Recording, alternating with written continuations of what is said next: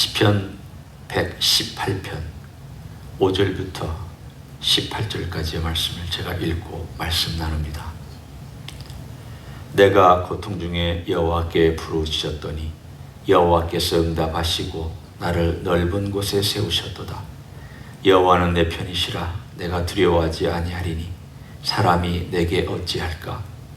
여호와께서 내 편이 되사 나를 돕는 자들 중에 계시니 그러므로 나를 미워하는 자들에게 보응하시는 것을 내가 버리로다. 여호와께 피하는 것이 사람을 신뢰하는 것보다 나으며 여호와께 피하는 것이 고관들을 신뢰하는 것보다 낫도다. 뭇 나라가 나를 애워쌌으니 내가 여호와의 이름으로 그들을 끊으리로다. 그들이 나를 애워싸고 애워쌌으니 내가 여호와의 이름으로 그들을 끊으리로다. 그들이 벌들처럼 나를 애워쌌으나 가시덤불에 불같이 다 없어졌나니 내가 여호와의 이름으로 그들을 끊으리로다. 너는 나를 밀쳐 넘어뜨리려 하였으나 여호와께서는 나를 도우셨도다. 여호와는 나의 능력과 찬송이시요 또 나의 구원이 되셨도다. 의인들의 장막에는 기쁜 소리, 구원의 소리가 있으며 여호와의 오른손이 권능을 베푸시며 여호와의 오른손이 높이 들렸으며 여호와의 오른손이 권능을 베푸시는도다. 내가 죽지 않고 살아서 여호와께서 하시는 일을 선포하리로다. 여호와께서 나를 심히 경책하셨어도 죽음에는 넘기지 아니하셨도다. 아멘. 시편 111편부터 118편까지를 우리는 할렐루야로 시작되는 힐렐 찬송이라고 얘기를 합니다. 그런데 이 힐렐 찬송은 보통 6월절 때 유대인들이 부르는 노래입니다. 그들은 이것을 외우지 못한 사람은 물론 외우려고 애를 쓰면서 부르는 노래고, 많은 사람들은 이걸 그냥 외우면서 마치 우리가 찬송가의 곡조 중에 대부분의 가사를 어느 정도는 암기하고 있듯이 그들은 이것을 그냥 자기들의 일종의 찬송가로 외웁니다. 6월절에 이 찬송가를 부릅니다. 먼저 111편부터 116편까지 식사 전에, 그리고 식사한 다음에 117편, 우리가 어제 봤던 짧은 2절부터, 그리고 118편, 우리가 읽은 약 29절까지의 이것을 그 노래로 함께 기념합니다. 뭘 기념합니까? 6월절의 과거를 기념하고 있지만, 그러나 동시에 6월절이 가지고 있는 의미, 앞으로 다가올 하나님의 구원에 대해서 그들은 기도하면서 우리의 구원을 베풀어 달라고, 앞으로도 계속 구원을 베풀어 주시지만 궁극적으로 메시아를 통하여서 우리들에게 구원을 베풀어 주십시오 라고 그들은 노래하면서 이 111편부터 118편까지 있는 찬송을 합니다. 그 중에 오늘 그들이 6월절에 식사를 마치고 나서 부르는 이 118편을 저는 두 군데로 나누어서 함께 살펴보려고 합니다. 오늘 1절부터 4절까지 우리가 읽지 않았습니다. 하지만 이것이 115편에서 반복되고 있는 것을 여러분은 이미 볼 수 있습니다. 뭐라고 말씀하고 있는가 하면, 여호와께 감사하라. 그는 선하시며 그의 인자하심이 영원함이로다. 가장 중요한 핵심되는 내용을 밝힌 다음, 그리고 나서 새 부류의 사람들에게 초청합니다. 이제 이스라엘은 말하기를 그의 인자하심이 영원하다 할지로다. 또 3절에 이제 아론의 집은 말하기를 그의 인자하심이 영원하다 할지로다. 4절에 또 말씀하기를 이제 여호와를 경외하는 자는 말하기를 그의 인자하심이 영원하다 할지로다. 일종의 서로 화답하는 노래처럼, 우리가 115편을 볼 때 언급한 것처럼 화답하는 노래처럼 그들은 이것을 주거니 받거니 합니다. 바꿔 얘기하면 모든 이스라엘 사람들, 그리고 특별히 이스라엘 사람들의 제사를 담당했던 아론의 집, 모든 사람들이 하나님이 인자하다고 늘 노래하라고. 그게 우리의 삶이다. 우리의 삶의 노래며 주제며 핵심이며 다른 것 아니다. 없다. 그것만 있으면 된다. 여호와의 인자하심만 있으면 된다. 이게 이 118편 그리고 그 앞에 있는 모든 내용들의 주제입니다. 그 인자하심이 뭐길래? 그 인자하심을 우리는 오늘 본문에 이야기한 것처럼 목매달고 여기에 모든 것을 가치를 부여하고 살고 있는가, 노래하고 있는가? 오늘 본문의 이야기 가운데 다 들어있습니다. 상징적이지만 다 들어있습니다. 여기 5절에 보면 이렇게 나와 있죠. 내가. 여기서 내가라고 하는 것은 개인적인 내가 아닙니다. 여기서 내가라고 하는 것은 이스라엘 전체를 대표해서 하는 그런 표현입니다. 그러니까 공동체적인 나입니다. 우리가 보통 얘기할 때 한 개인의 개인적인 개인이 있고 공동체적인 개인이 있습니다. 그것은 우리 교회, 우리가 흔히 쓰는 것처럼 우리 교회, 그리고 공동체죠. 그렇지만 또 묶으면 한 개인처럼 행동하는 어떤 특징을 가질 수 있습니다. 교회 전체가 하나의 묶음처럼 개인이 되어서 하나님께 나아갈 때 내가 이렇게 씁니다. 오늘 여기 나와 있는 이 내용의 가장 중요한 핵심은 한 개인의 기도가 아니라 공동체의 기도입니다. 공동체가 다 내가 되어서 하나님께 드리는 기도입니다. 그럼 어떤 고통을 얘기하고 있을까? 그리고 오늘 쭉 우리가 읽은 데서 아는 것처럼 문나라가 애워쌌다. 10절에 한번 보십시오. 문나라가 나를 애워쌌다. 아니, 한 개인을 문나라가 어떻게 애워쌉니까? 그렇죠? 한번 생각해 보십시오. 수많은 나라가 나 혼자를 애워쌌다. 이거 조금 상상하기 어렵습니다. 여기서 나라고 하는 것은 이스라엘 우리를 애워쌌다는 것입니다. 나라고 하는 이 나라를 애워싼 것입니다. 뿐만 아니라 뒤에 가보면 17, 18절에도 이런 표현이 나옵니다. 내가 죽지 않고 살아서 여호와께서 하시는 일을 선포하리로다.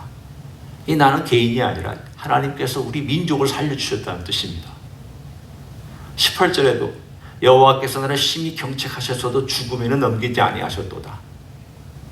여기서 경책하셨다는 것은 하나님께서 그들을 바벨론 포로 속으로 집어넣어서 거기서 심한 훈련과 경책과 하나님의 심판과 징계를 받았다라고 하는 것을 강력하게 말하고 있습니다. 그렇지만 하나님은 우리를 이 지상에서 없애지 아니했다. 남겨놨다. 우리를 민족을 남겨놨다. 그 남겨놓은 민족이 지금까지도 21세기를 살고 있는 지금까지도 하나님께서 남겨놓고 있습니다. 하나님의 약속은 절대 후회하는 법이 없다라고 말씀하셨기 때문입니다. 자, 그러면 제가 왜 이 이야기를 설명하느냐?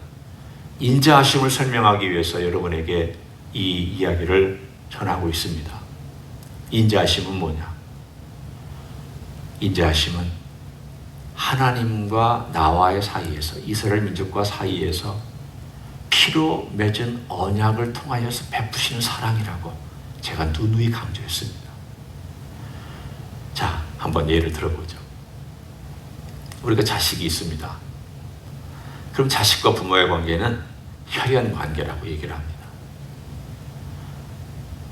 누구도 자기가 낳은 자식을 내 혈연 아니야 이렇게 말하는 사람 없습니다. 혈연 관계라고 얘기를 하죠. 그럼 이 혈연 관계면 어떤 관계냐면 내가 이 자식에 대하여 나중에 장성하여 독립할 수 있을 때까지 보호하고 공급하고 먹이고 사랑하고 필요한 것 채워줍니다. 나중에 그 아이들이 어느 정도 돈을 벌 수 있으면 집안에 어느 정도 조금씩은 공헌을 하겠지만 그러나 기본적으로 부모의 보호 아래 있습니다. 또한 자식은 그 부모의 도움을 받으며 살아갑니다. 성장할 때마다 그렇습니다. 이렇게 한번 생각해 보십시오. 내가 지금 에너지를 쏟고 그 자식에 대하여서 모든 것을 사랑을 베풀고 있는데 정작 뭐가 도움이 있으면 옆집에 가가지고 아저씨하고 아줌마한테 도움을 구한다고 한번 생각해 보십시오. 그러면 그 부모는 속상할 것입니다. 쟤는 정작 필요할 때 내가 모든 거 다 도와주는데도 자기 아쉬운 소리 할 때는 옆집에 있는 아줌마 아저씨한테 가서 이거 도와달라 저거 도와달라 하면 부모의 마음이 말이 아닐 것입니다. 그들이 바벨론 포로로 잡혀가기 이전의 삶이 어떤 것이었느냐? 하나님이 다 도와줬습니다. 인자심으로 용서해주고 또 베풀고 또 공급해주고 또 도와주고 보호해주셨습니다. 그런데도 정작 자기들이 찾아가는 곳은 이웃집입니다. 이웃집 아줌마 아저씨한테 가서 이것도 해주세요 저것도 해주세요 또 이것 우리에게 베풀어 주세요 또 나를 이렇게 도와주세요. 그리고 어쩌다 한 번씩 찾아와서 하나님께 가끔 예배하고 기도하고 이런 삶이 오래되다 보니까 하나님께서 너 안 되겠다. 네가 좀 훈련이 필요하겠다. 그래서 바벨론 땅에 70년 동안이나 몰아넣고 하나님께서 거기서 훈련을 하셨습니다. 인자하심은 오늘 본문에 어떻게 표현되어 있는지 몇 가지를 제가 살펴봅니다. 6절, 7절, 그리고 8절, 9절 이 네 군데의 절에서 인자하심에 대한 관계를 설명해 줍니다. 6절 봅니다. 여호와는 내 편이시라 내가 두려워하지 아니하리니 사람이 내게 어찌할까?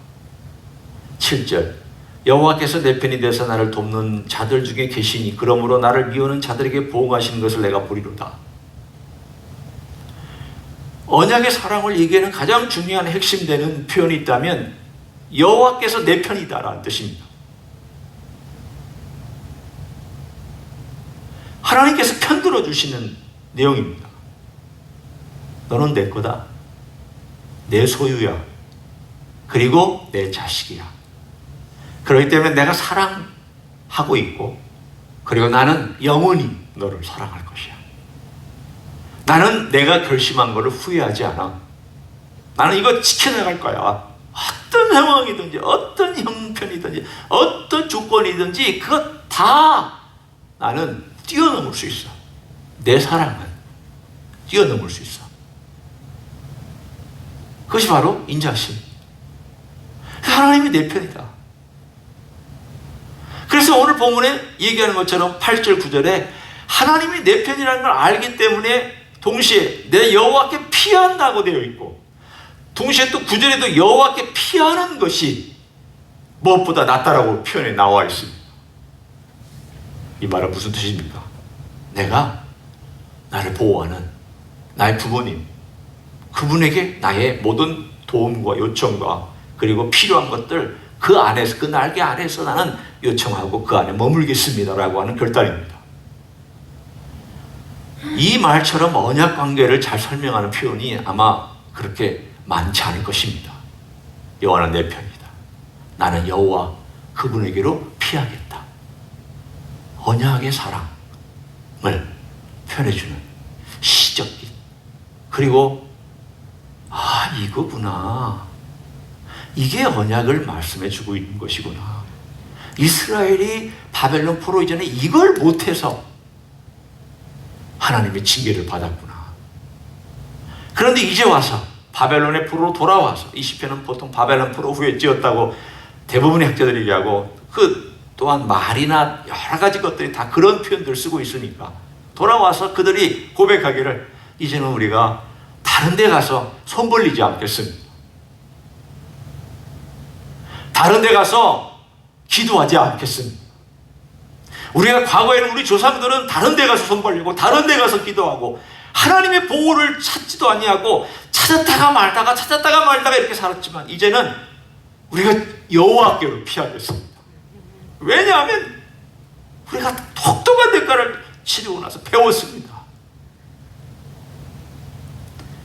지금 내 고백이 이스라엘 공동체 고백입니다. 잘 배웠죠. 그렇지만 일단 한번 보십시오. 그들이 어떤 삶이었는지에 대한 과거를 회상하면서 우리가 그랬지. 그게 바로 17절과 18절입니다. 내가 죽지 않고 살아서 여호와께서 하시는 일을 선포하리로다. 여호와께서 나를 심히 경책하셨어도 죽음에는 넘기지 아니하셨도다. 이 구절을 읽으면 한 개인이 죽었다가 살아나는 것처럼 들리지만 우리가 그것을 적용하기 전에 먼저 본문에 있는 뜻은 그런 뜻보다도 이스라엘 민족을 거의 멸망 직전에 넣으셨다가 그 불구덩이에서부터 끄집어내신 것을 이렇게 표현하고 있습니다. 언약은 하나님이 우리 편이라는 것은 두 가지의 뜻을 담고 있습니다. 하나는 정말 어떤 장애물에도 불구하고 사랑해 주시는 겁니다. 이건 우리에게는 너무 큰 자원이고 너무 큰 지지되고 너무 큰 놀라운 세상에 무엇과도 비교할 수 없는 것입니다. 동시에 이 인자하심, 사랑 안에 하나님 우리 편이 되신다는 것은 우리를 이렇게 징계도 하실 수 있다는 것을 말합니다. 왜냐하면 내 자식이니까, 내 혈육이니까, 내가 피로 언약을 맺었으니까 그렇게 할 수밖에 없습니다. 자, 이제 우리 얘기로 돌아옵니다. 그럼 우리는 예수님과의 관계 속에서 어떻게 이 이야기가 나의 이야기입니까? 내가 어떻게 이런 삶 가운데서 이것이 내 기도가 될 수 있습니까? 라고 물을 때 이 기도도 똑같이 우리에게 적용이 됩니다. 예수님 피로 내가 하나님의 가족이 됐다는 것은 마치 우리가 이 땅에 살아간 동안 자식과 내가 혈연관계에 있는 것처럼 피로 맺은 언약, 피로 맺은 관계를 의미합니다. 그러면 오늘 본문에 있는 것처럼 주님은 우리 편이어서 어떤 상황과 어떤 장애물과 어떤 조건에도 불구하고 우리를 품고 보호하고 인도하시는 변함없는 사랑을 베풀어 주십니다. 그래서 여호와의 사랑을 얘기할 때마다 신실하신 사랑, 그 신실하신 인자하심, 신실하신 인자하심 영원하고 그것이 변치 아니하며 그것이 늘 우리의 삶 가운데 있다라고 노래하는 시편 기자의 노래가 우리의 노래가 됩니다. 그러나 동시에 주님께서 계속 베풀어 주는데도 불구하고 딴 데 가서 하소연하고 있거나 내 마음이 딴 곳에 갔을 때 주님은 계속해서 그 마음에 외치고 노래하고 또 이야기하고 또 호소하고 또 말씀하고 또 거기에 가서 내게 오라고, 내게로 오라고 이렇게 말씀하실 것입니다. 구약에 나타난 이 긴 기간 동안의 이야기가 내 생애로 한번 추격해 보면 똑같습니다. 하나님께서 구약 내내, 왕조 내내, 사사기 내내 하나님께서 또 말씀하시고 또 말씀하시고 또 말씀하십니다. 사람 보내서 또 이야기하고 깨우치고 깨우침, 계속 그렇게 호소합니다. 내 생애에도 하나님께서 그런 때가 있었습니다. 하나님께서 말씀하시고 또 들려주셨겠지만 내가 못 들었습니다. 왜 못 들었는가? 물론 여러 가지 죄 때문에 못 들고, 바쁘다고 못 듣고, 이거 한다고 못 듣고, 저거 한다고 못 듣고, 하나님의 음성 들을 시간이 없었습니다. 왜? 일이 너무 많았으니까. 너무 바빴으니까. 정신없이 돌아다녔습니다. 그런데 어느 순간 하나님 아버지 앞에서 그 자리에 스탑하고 서 있게 되는 어느 순간이 되었을 때 나도 모르게 처음에는 너무 힘들고 답답했지만 그 순간 서서 하나님 아버지 앞에서 하나님 뭐라고 말씀하시는가 라고 듣는 훈련을 하기 시작합니다. 이스라엘은 70년 동안 바벨론에서 듣는 훈련을 받았습니다. 들어라. 이제는 들어라. 하나님께서 한 곳에 몰아다가 70년 동안 듣는 훈련을 시켜줬더니 이들이 돌아와서 하나님, 이제는 여호와께로 피하겠습니다. 사람한테 하소연하지 않겠습니다. 사람한테 제가 쪼르르니 달려가지 않겠습니다. 하나님께 제일 먼저 오고 하나님의 이름을 먼저 부르며 주님 이름을 먼저 부르겠습니다. 그러고 나서 하나님께서 계속해서 우리를 살려주신 것을 경험한 다음 그가 노래하는 내용이 바로 14절입니다. 자, 한번 우리 14절을 봅니다. 오늘 제가 이 앞부분에서 결론으로 맺고 싶은 내용이 14절입니다. 여호와는 나의 능력과 찬송이시요 또 나의 구원이 되셨도다. 이 표현은 모세가 출애굽기 15장 2절에서 한 표현입니다. 홍해를 건넌 다음 애굽의 군대가 홍해에서 몰살당한 다음 모세가 하나님께 노래하면서 여호와는 나의 힘, 나의 노래, 나의 구원이시다. 오늘 본문에도 그렇게 쓰고 있고 이사야서 12장 2절에도 이 구절을 썼습니다. 여호와는 나의 힘, 나의 노래, 나의 구원. My strength, my song, my salvation. 이것은 이스라엘 사람들에게 있어서 모세와 이사야와 그리고 바벨론 포로에서 돌아온 다음에도 여전히 똑같은 노래입니다. 우리 주님만이 나의 힘입니다. 내가 이 땅에 살아가는 동안 다른 걸 의지하지 않겠습니다. 강력한 그 힘, 제가 와서 기도하고 의지하고 바라보고 부르고 그리고 거기에 내 몸을 기대겠습니다. 기대지 아니하면 의지하지 않는 것입니다. 말로만 부르는 것은 기대는 것이 아닙니다. 기대해야 됩니다. 바위가 있으면 그 위에 서야 되고 바위가 있으면 거기 안에 들어가서 숨어야 되고 바위가 있으면 거기에 기대해야 됩니다. 그래서 그 바위와 하나가 돼야 내가 의지하는 거라고 말할 수 있습니다. 말만 하고 정작 행동은 사람에게 달려가면 힘 있는 사람을 달려가면 돈에 달려가면 명성에 달려가면 내가 가진 경험에 달려가면 의지하는 거 아닙니다. 이스라엘 사람들이 홍해를 건널 때 아무것도 의지할 것이 없었지만 여호와의 능력을 의지해서 그들이 건넜을 때 그 여호와만이 우리의 힘이라는 것을 깨닫고 모세는 노래합니다. 그만이 우리의 힘이다. 힘이다. 우리 살아가는 모든 힘이 어디서부터 오느냐? 주님으로부터 오는 그 힘으로 우리가 산다는 것을 우리가 매일매일 생각하면서 My strength, 내가 오늘 먹고 마시고 행동하고 생각하고 결정하고 의지하고 살아가는 모든 것들이 누구로부터 오느냐? 우리 주 예수 그리스도로부터 온다.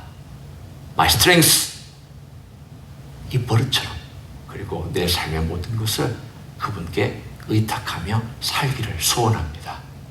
두 번째는 My song,